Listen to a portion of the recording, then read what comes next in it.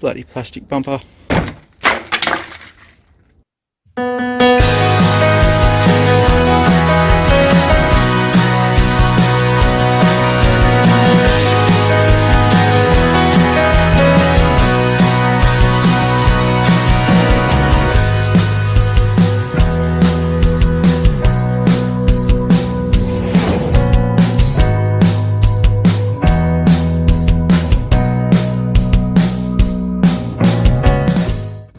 G'day guys, welcome back to the shed, welcome back to Prado 120 Adventures, and welcome back to a very exciting episode. I got so excited I went and got a haircut because I wanted to look my best for all you guys. We're going to be starting off on a new project. This is going to be pushing some of my skills to the limit and probably a little bit beyond as I learn some things. I've never had a really big fabrication job before, so I thought, you know what, I'll throw myself in the deep end and see how it goes. We're going to be looking at building a new steel rear bar for the Prado, which is pretty exciting. I've been wanting to have one on the Prado for ages, and I know a lot of people on the comments and messaging me have been asking when they're going to see a rear bar. So hopefully in the next amount of time I will deliver.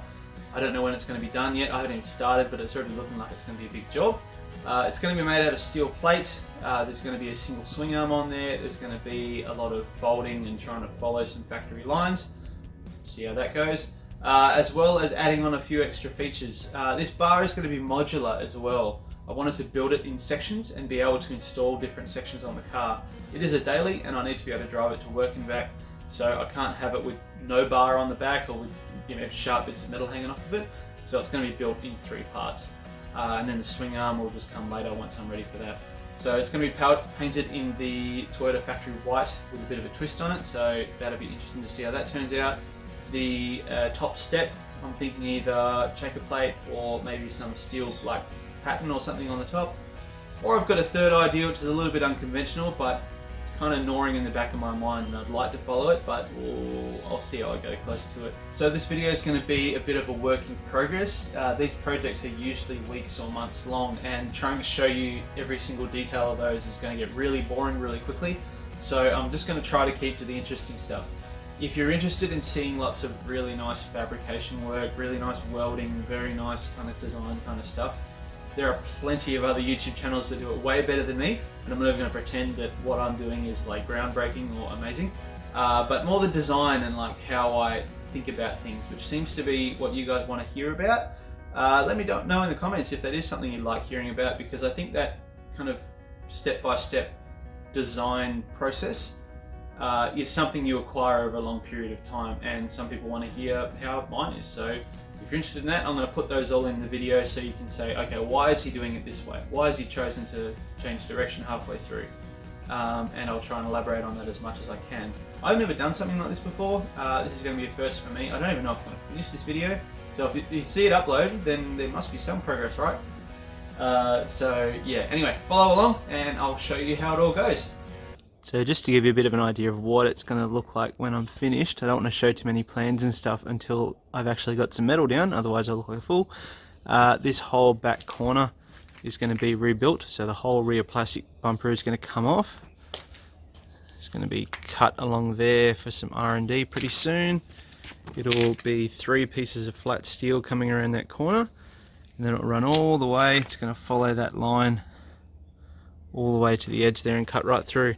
So that whole rear section is going to be steel, but a fair bit of work to do before we get there. So just as a reference, I mean, that's how it all looks without the rear bumper on. This is a like an air outlet, so when you're actually pressurizing the cab, you don't go and blow the windows out or something. So that allows air to get from behind these panels and then out again. It's got a little kind of one-way air valve in there, which is kind of cool. Anyway, you don't want that filling up with water, so try to keep it protected in some way. And this is my replacement panel, built in structural cardboard. So basically that's how it's going to sit, and then this is going to kind of sweep up and meet up with that. Underneath there, I don't know if it comes up on camera, but I've got another piece that's kind of angled downwards, which will hopefully add a little bit more protection. But that's the plan at the moment, so I'm going to start building this out of 3mm steel, build it up as best I can to keep measuring it, bringing it over to the car and trying it out, and then hopefully we'll figure out how to mount it.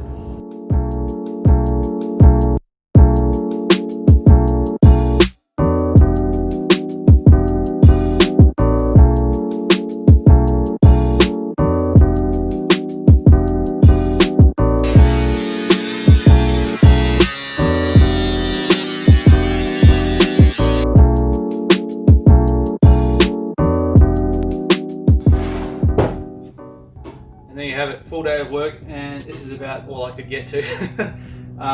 Some of my cardboard panels weren't completely square, and I tried to fix them up with the steel. Worked pretty well. Was definitely worth taking the time to try to get things nice. Like this kind of curving section that ended up kind of a bit wonky, and it needed fixing up while I was doing it, so made sure that all happened. So now that I've got my steel butt cheek just about done, that's day 1 of this project. Well, really it's day 4.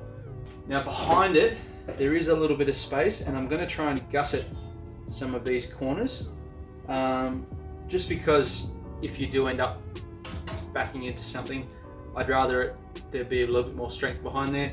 There's heaps, like this is already really strong and it's only just tacked together, so once it's all welded it should be really, really good. And then yeah, we're gonna hopefully get this done in the next few days. That way I can then start working on the back section, the kind of step, and then after that will be the driver's side corner where the swing arm will come out from, and that I still haven't really made a decision about, so that'll be future Todd's problem. So yeah, that's step 1 of the rear bar happening, and I'll hopefully have some more videos coming up soon of this all going together. Eventually. And here it is sitting on the car, all mounted up. There's a few things I still need to adjust. Obviously that flare needs a bit more trimming just to bring it kind of straight with the rest of that panel, which should help with that gap, but again this can also be moved up and down, the bumper itself. So it's got that coming off there. It's just a single bolt, M10 I think it is, that's holding that. That's just going to be support. The main support's going to come off the axle chassis at a different bit, but kind of bends up and around that little section there. So this is the bracket in making for the chassis.